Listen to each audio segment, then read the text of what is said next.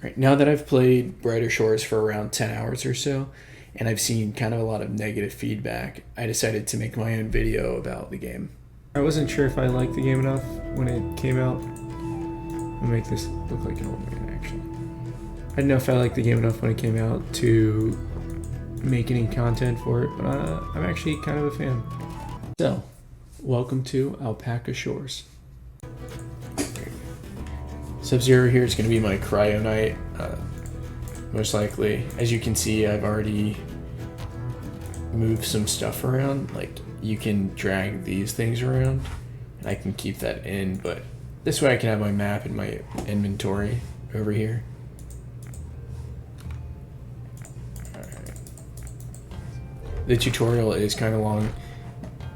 I would like so much more if you didn't need to do the tutorial on your second and third character, but yeah, what are you gonna do?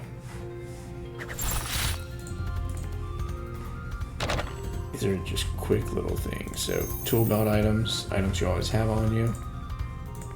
I've not gotten too far into the game. I've done the tutorial twice already before deciding that I wanted to make a video for it. The scent spell is great. I don't know if I can do it now. Yeah, press spacebar, it'll show you everything you can interact with in a zone. I'm not sure how I feel about these veiny looking purple goblins or the combat system just yet. It reminds me of RuneScape Classics combat because you just get locked into a fight, but at least you can use like the immunity spell and escape if you need to. I know there are fights later on where you have to avoid attacks and move around, and there are potions, and eventually it looks like there's going to be special attacks, so it'll make combat more interactive, but these early levels are pretty boring. The professions are zone dependent, like episode 1 has guard as the combat profession. It also has cooking, fishing, foraging, and alchemy. I've seen a lot of complaints about the combat resetting in each zone, but personally I like it. I look at it as a way for Brighter Shores to avoid power creep in the future because they're just going to add different names for combat professions instead. They don't reset your guard level to 1, by the way. Instead, the next episode has Scout as the combat profession, and then I'm not sure, but 3 and 4 just have different combat professions with different names. Cross-episode professions also can work off of each other. An example would be episode 2 has Gathering instead of Foraging, and those supplies you can still use for like cooking and alchemy in episode 1. I can talk more about the professions if that's something you guys want to hear about in another video, but for now, something I wish I knew on my first character is that you're not expected to complete all quests in a zone before moving on. You'll probably burn out, like getting 25 fishing for one of the side quests took me probably over 4 hours, and it would have been much more enjoyable if I just did the main story and then backtracked later on. However, there are certain side quests that'll make the game more enjoyable, like episode 2 has a spider side quest, and it unlocks banking from anywhere, which will make pretty much all skills more enjoyable. Anytime you enter a new area with like interactable objects, you have to click to discover them. And it's interesting the first time you do it in each zone, but I don't think you should have to click to discover like obvious things that you've already unlocked in different zones. Like, once you see an oak tree, you know what an oak tree looks like. In episode 1, it's not too bad, but once you make it to Hope Forest, there are some trees and other materials that are across like 8 different rooms, so it just makes it kind of obnoxious to just keep discovering everything. Each production profession has its own recipe book in whatever area you actually train it in, along with a spot to store the gathered materials, and sometimes spots to store like your final result, like different potions. All you really need to do to unlock episode 2 is get level 15 combat so you can equip a ranged weapon, and to get to total level 60 by leveling whatever skills you want. A lot of people seem to be just buying raw ingredients to cook, sell to the master chef, and then come back out, buy more ingredients, and just rinse and repeat. You seem to make profit on most things doing that. You can also unlock a bounty board at level 9 for cooking, And it's kind of like the Gnome restaurant deliveries, where you just cook certain items and then deliver them to people, and you make pretty good silver doing that. Levels 1 to 20 for every profession seem to be pretty fast, but from 20 onward, it takes like 4 or 5 times as long for each level.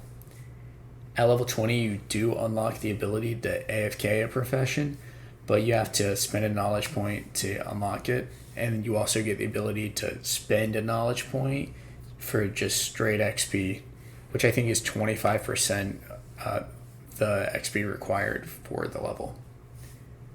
Your character will train for up to 24 hours once you log off if you're doing one of these AFK methods, as long as you have the materials. So far, I think fishing is the only thing that you actually need to buy stuff to continuously AFK. Like, you need grubs to keep catching like mackerel or whatever it is. Alright, so I've got an untuned sword drop now. I'll go ahead and do the obelisk quest. I think it's probably the only side quest that you should worry about before finishing episode 1, because you need it to be able to, tune these untuned items. It'll get you from 10 to 15 in your guard level once you complete the quest as well. So just get to level 10 and then do obelisk, and all you have to worry about is your little like side skills. I'm not high enough level to fight this goblin yet, so it's time to go train up. As a side note, if you think you're going to need to use the immunity spell, you'll have to take about 3 hits depending on the monster's attack speed before you can actually escape the fight. Usually you'll be able to tell if you're going to lose by time either you or the monster are at half health, but if you're even, it's safer to just use immunity and not risk having to run back from the infirmary. I just realized I forgot to change my privacy settings. By default, interactions with other players is just completely turned off, and you have to change your privacy settings. It's a wild decision for an MMO in my opinion, but yeah, don't forget to turn on the MMO features of your MMO. Now that I've gained a few guard levels, I can continue on with the obelisk quest. Something that I like about this game is all the resources you can gather are only available to you. They're like independent, doesn't matter on other people.